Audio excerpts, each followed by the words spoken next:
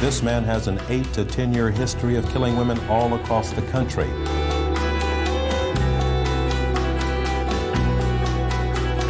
An employee coming in just after 8 this morning made the horrible discovery. 4 employees of the Malibu Grand Prix stabbed to death. She doesn't dispute that she stabbed her husband a staggering 193 times. Harris's 16-year-old daughter witnessed her stepmother run the wheels of her Mercedes over her dad several times. Police say the suspect may be responsible for the murders of at least 6 women.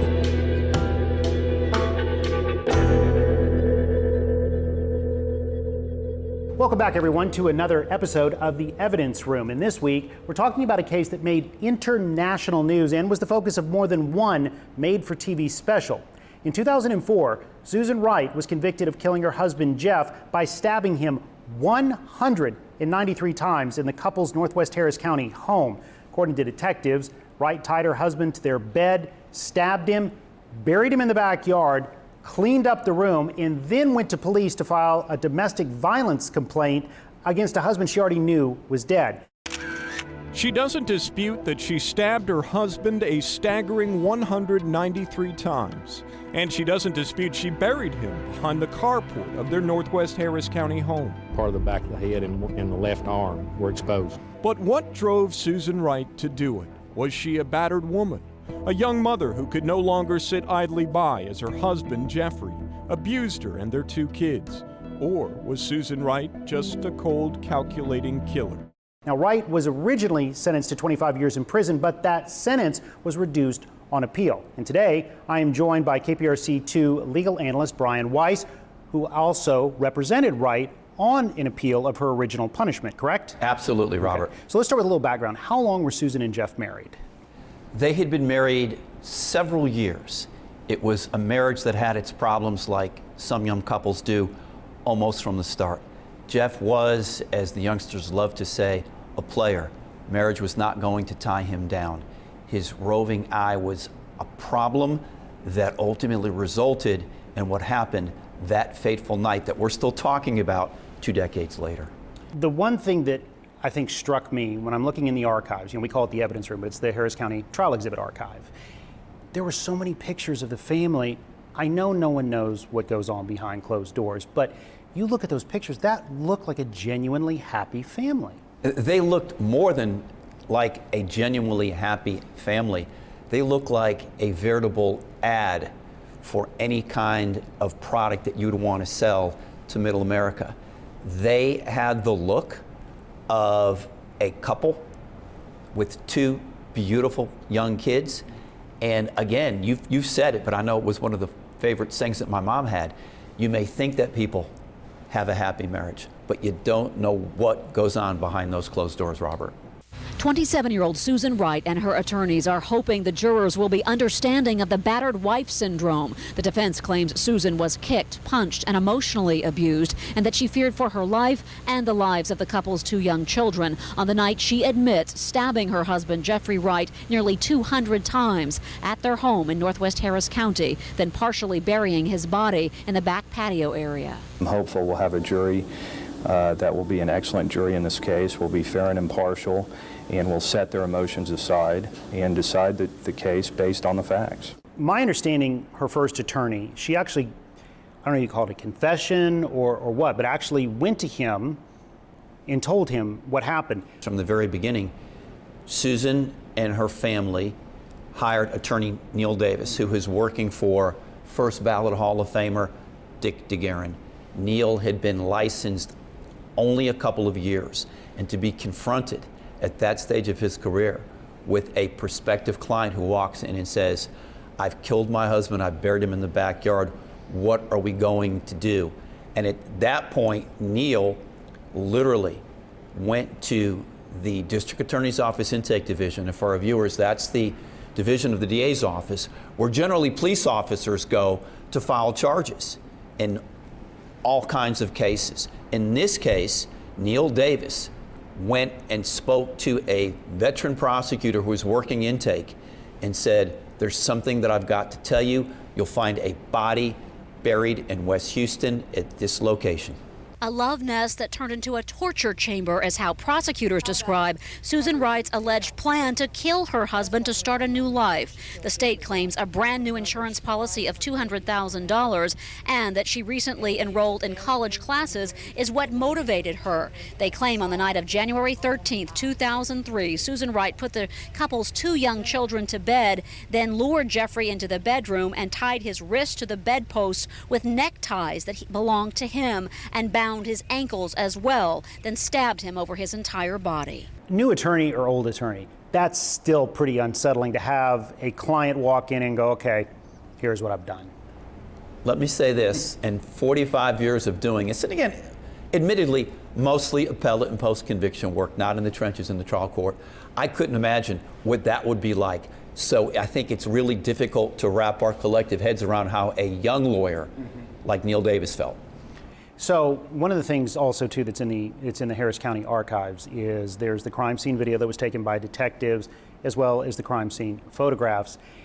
And it looks like she went to pretty great lengths to try and clean up that room. It looks like she tried to paint it, there was bleach, there was a lot done in that room to try and cover this up, but then eventually she just went ahead and told her attorney about it anyway. That attempt, successful or unsuccessful as it happened to be, is important if you're a prosecutor, because as our viewers know, if you've ever binge watched Law and Order, Jack McCoy loves to talk about something called consciousness of guilt. It's conduct that a defendant engages in that tells us that he or she knows they've done wrong. Fleeing, lying, covering up a crime. And in this situation, what Susan Wright did in the wake of this offense was textbook consciousness of guilt. Jeffrey was nude. He had all of his clothes off. The evidence will show you that Susan Wright lit candles in the bedroom. This case is not about self-defense. This case is about selfishness. Defense attorneys describe the night very differently. He threw her down, grabbed her by the arms, and you'll see those bruises in the photos that the constable took in this case. He threw her to the ground, and he began punching her, and he kicked her with his bare feet. The defense claims Jeffrey was high on cocaine that night and got angry when Susan suggested he needed help with his rage for allegedly abusing their 4-year-old son. The defense says that she wrestled the knife away from him when he threatened to kill her. Let's go ahead and we'll talk about the infamous bed. That was probably the signature image of that entire trial. It's the defining moment. Yes. So Prosecutor Kelly Siegler brings the couple's actual bed into the courtroom intact, places her co-counsel on the bed, straddles her co-counsel, and then proceeds to use a ruler to count out 193 stab wounds for the jury to see how long it took. That bed, by the way, is still in the Harris County archive. The frame of it is, anyway. So one minor writer's embellishment. She actually straddled Paul Doyle, who was a fellow prosecutor. Maureen Newman was her co-counsel. Kelly needed somebody who was as big in size and stature as Jeff was. And that's how Paul ultimately achieved at least his 15 minutes of fame. How much of an impact, though, do you think that had on the jury? Oh, my goodness. If a picture is worth 1,000 words, a video is worth 10,000. This was a case of recreating the second reel of Basic Instinct, because Kelly Siegler decided she could make up her own version, one that in my estimation wasn't tethered at all to reality. Well, is it necessarily making up a version, or is it showing you the sheer ferocity it takes to stab another human being 193 times, the time it takes, the length it takes, the stamina it takes to do that? I don't think there's any question about that. Look, and this is what I had to acknowledge, is that it was incredible courtroom theater. Again, the defining moment of this trial. Does that mean that then District Judge Jim Wallace should have permitted it? As I sit here today, all those many years later, no, I don't think so. There was testimony that she somewhat, and I hate this term, but it's used so much, snapped. That she felt she was, yet you see, he was tied up. There are tie straps in the evidence photos.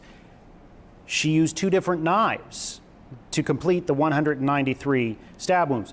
She buried him. She cleaned up. She took the time to file a domestic dispute complaint against a person she knew was already dead. That doesn't sound like snapped. That sounds like thought out. Well, I think we need to distinguish between the moment during which she engaged in the actual stabbing and then her conduct that follows in the wake of it. Because, as prosecutors love to tell juries, a defendant can form intent in an instant. Nobody questions that. I think the tough road to hoe that the defense had was, as you so aptly pointed out, being able to reconcile a battered woman who, as you said, snapped, with a woman who seemed to be cunning, contrived, and careful in the wake of the conduct that she engaged in. It's unbelievable. I mean, how can a human being do what she did to my son? An emotional Ron Wright Sr. takes the stand for the first time and tells the jury how difficult this trial has been for the Wright family, who watched as prosecutors reenacted how they say Susan stabbed her husband Jeffrey nearly 200 times. Stab him in the eyeballs when he's awake. I can't believe she did. She's evil. Susan is the sweetest, most tender-hearted person I've ever known. Susan's mother, Sue Weish, paints a different picture of her daughter. Susan says she stabbed her husband in self-defense after years of abuse. You would never, ever, ever have suspected that Susan could commit an act like this. I think Susan, I've always believed that in a moment of madness, in a moment of what she believed was self-preservation, acted in the manner in which she did. Look, I think one of the narratives of this case that people will never be able to reconcile even after 2+ decades is what happened in that bedroom in West Houston that night. Was it a seduction? Was it a slaughter? Was it a woman doing what she could to save herself? The prosecutor at the time, Kelly Siegler, said that's a flat-out lie. It's a great soundbite, and it's a case that I think we could use as advocates, particularly as a prosecutor, of how to cross-examine a defendant. In this case, defendants like Susan Wright, who are advancing a claim of self-defense, have got to get on the stand because most of the time the jury needs to hear and wants to hear how and why they did what they did from a defendant's own lips. 7 men and 5 women didn't believe Susan Wright's defense of a battered wife who stabbed her husband 193 times and buried him in their backyard. The prosecution says Wright's biggest mistake was her 2 hours on the witness stand. She's a liar, and it's not hard to catch a liar who's lying. You can't keep that up for 2 hours, especially when you tell as ridiculous a story as she did, locking herself into all those crazy details. I personally did not find her credible.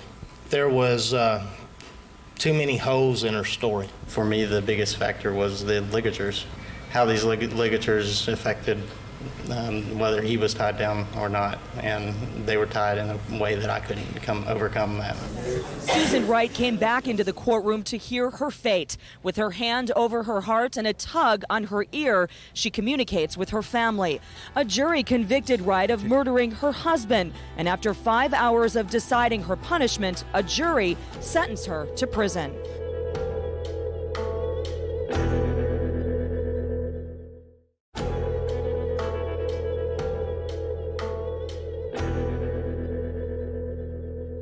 Assessor punishment at confinement in the Institutional Division of the Texas Department of Criminal Justice for 25 years. Susan Wright stands looking stunned. The prosecution team urged the jury to sentence Wright to prison for at least 45 years, but they still considered this sentence just. 9 members of the jury that found Susan Wright guilty of murder took turns telling reporters how they agreed upon the punishment of 25 years in prison. The way we arrived at the 25 years was just a systematic discussion, round table, and we ironed out our differences. We made compromises, which is what is expected. Susan was shocked, disappointed, but she accepts, and she also respects the jury verdict. You filed one appeal of the actual verdict, correct? And that was unsuccessful. But you also filed an appeal of her sentence. On what were the grounds? And again, the primary question in that first appeal was, as we've talked about, the spectacle, the drama, the unfair prejudice of the bed. Filed a discretionary appeal with the Court of Criminal Appeals, lost that.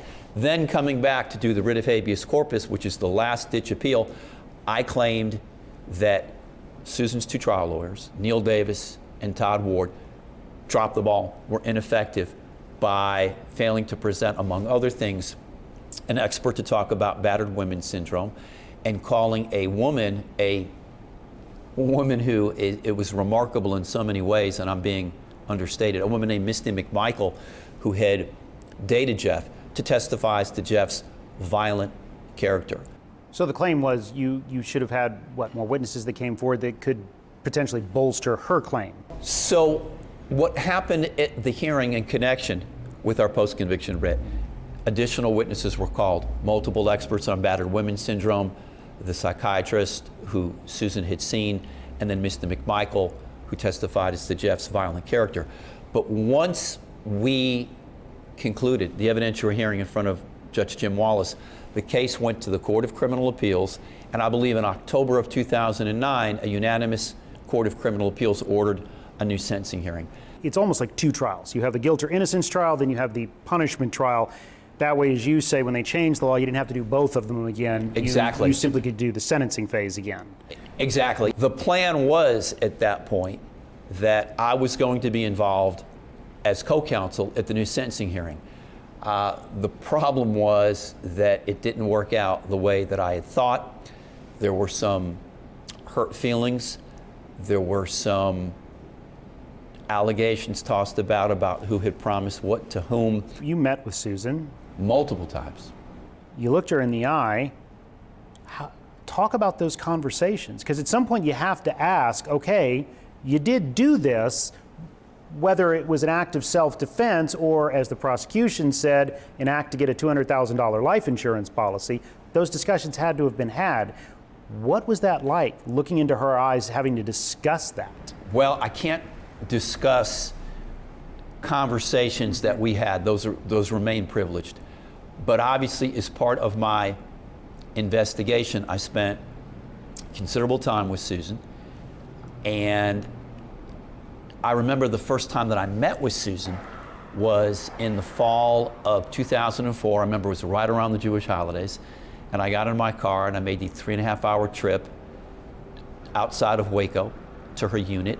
And she still looked so much like an attractive West Houston housewife.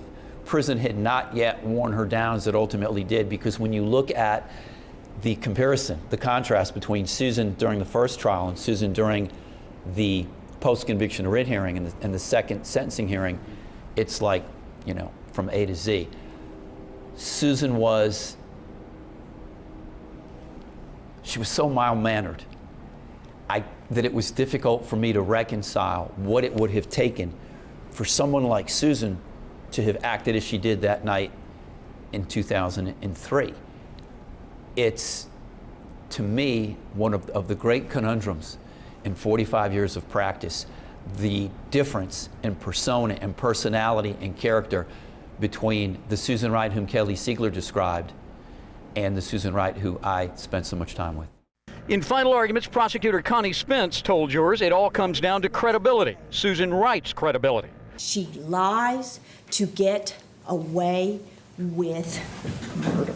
Prosecutors insist Wright coldly stabbed her husband almost 200 times as he slept following a round of lovemaking. Killed him, buried him, then tried to cover up the killing, claiming he'd abused her and their children. After she killed him because she claims that she had no alternative but to kill a sleeping man, why didn't she call the police? This was a divorce by homicide. Susan Wright was not a battered woman. You don't stab somebody 193 times for no reason. But Wright's attorneys urged jurors to reduce her sentence to 10 years probation and time served. They say the evidence proves Jeff Wright was abusive. And then you find out that she had black eyes, she had bruises. She had the usual things that come about with the darkest secret of our lives, which is domestic abuse. So I ultimately moved to withdraw, and Susan had a new defense team that ended up at the new punishment hearing getting her 20, a reduction of 5 years, 60 months, which is still right, because the substantial. original punishment was 25 years. Correct. And then they got that down, they knocked 5 years off of that? They did.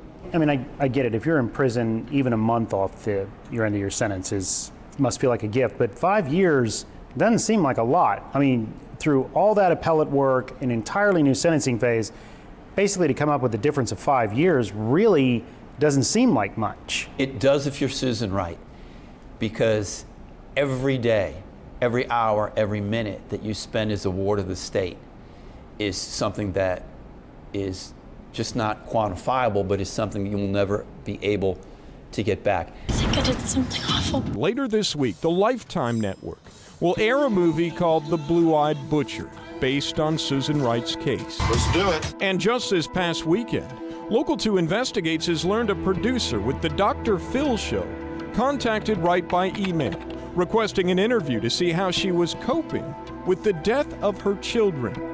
A curious question, since her children aren't dead. That's the cruelest damn thing you could ever tell anybody, is that their loved ones have been killed. Susan Wright, incarcerated near Waco and now 35 years old, has no legal rights to her children, ages 13 and 10. They were adopted by one of Jeff Wright's family members, and we're told she rarely sees them. But by all accounts, she loves them, misses them, and lives for them. Hearing erroneous news of their deaths and not knowing any better for days, according to our source in the prison system, was agonizing.